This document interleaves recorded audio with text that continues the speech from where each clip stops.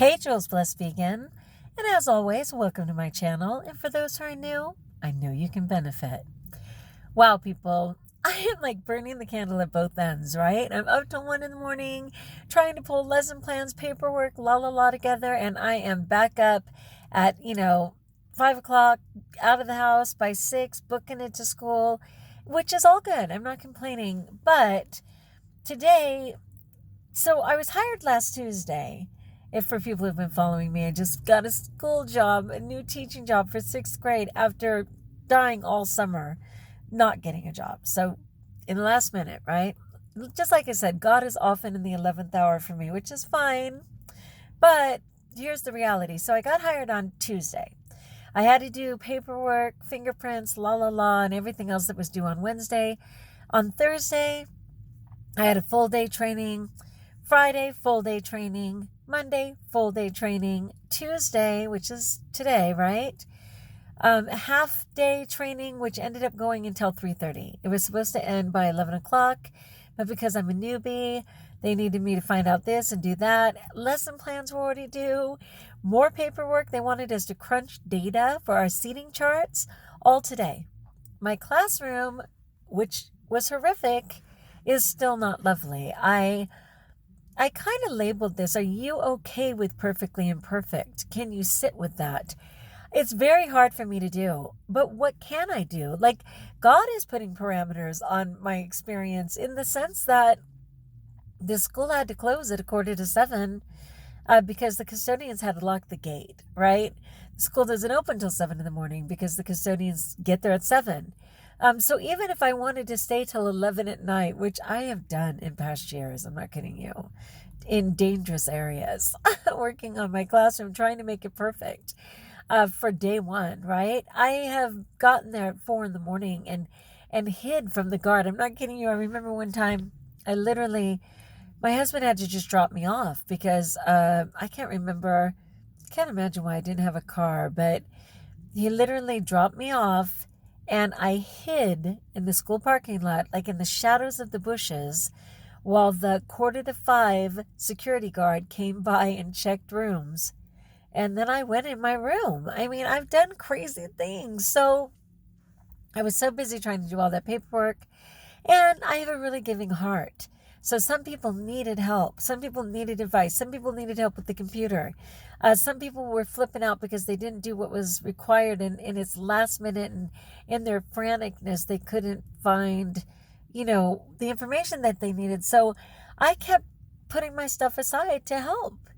And that was a big deal. So I put everything away. I put out the books that they distributed, the first aid packet and stuff like that, out on the tables neatly, really neatly. The floor is completely swept, for what it is. All of the counters are cleared. And I put up the things that I have for the board. I have like different resources that are on the board. They're pretty and rainbow, but those walls right now are empty. And that's a panic for me. The principal was like, well, that's okay. Your kids will fill in stuff. You guys will have fun.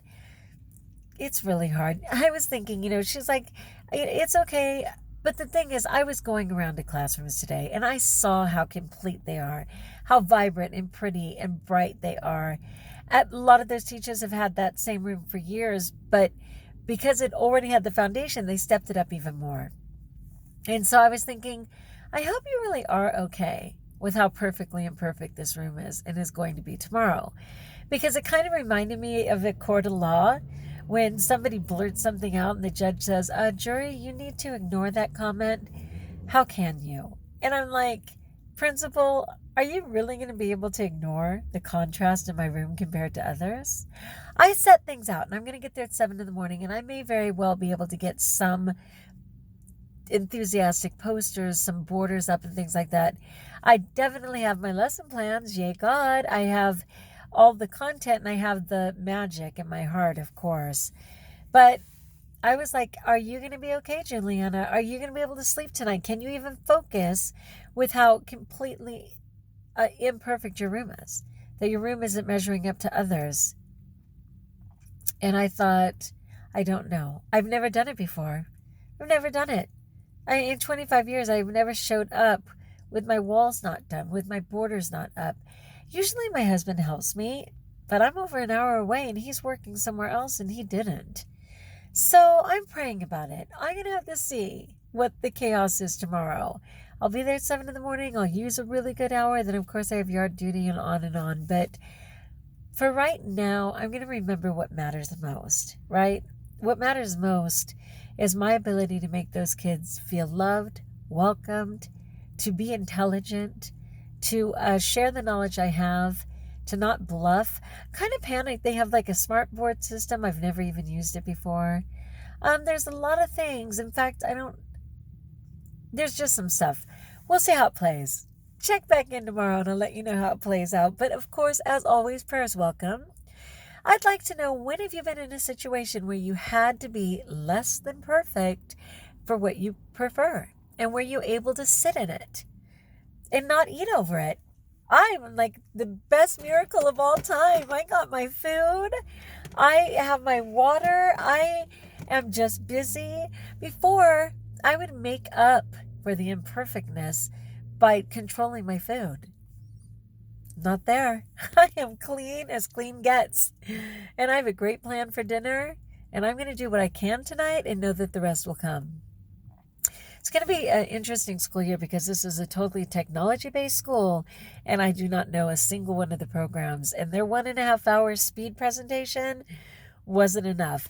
The other thing that I do with, like, I'm a girl who would totally be on Facebook all night. I mean, forgive me, YouTube all night, and Pinterest, and bust my butt to understand those programs and call all the other schools I used to work at and say, what do you know about it? That's who I prefer to be. My husband is right now feeling like a widow, which I think most teacher husbands do, and teacher wives at this time of year. He's just like, what about me? I need to do whatever I can, but I don't want to abandon family and stuff, which is what I've done many times in the past. I have just been so dinged focused on trying to walk perfectly. We know perfect is fleeting. It can't even happen. But I have abandoned all other things, and I can't do that right now. My family will not let me do that, and that's okay. And that extra hour of driving each way, and maybe even more at times, it has to be considered too.